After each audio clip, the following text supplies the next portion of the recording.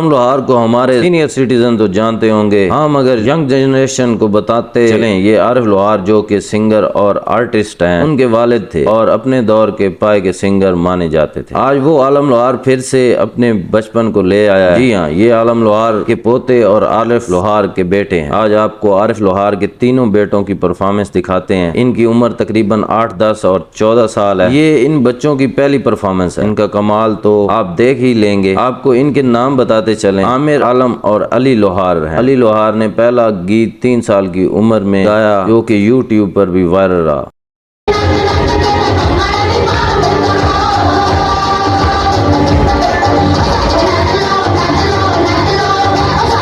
मुझे तो इनमें से सबसे छोटे की परफॉर्मेंस बहुत अच्छी लगी है। जो भी कर रहा था दिल से मन से कर रहा। आपको जिसकी परफॉर्मेंस सबसे ज्यादा अच्छी लगी हो कमेंट में लाजमी बताएं और मेरी वीडियो को लाइक भी लाजमी कीजिएगा, चैनल सब्सक्राइब कीजिएगा। मैं ऐसी इंटरेस्टिंग और न्यूज वाली वीडियोस लाता रहता हूँ। अल्लाह हाफिज।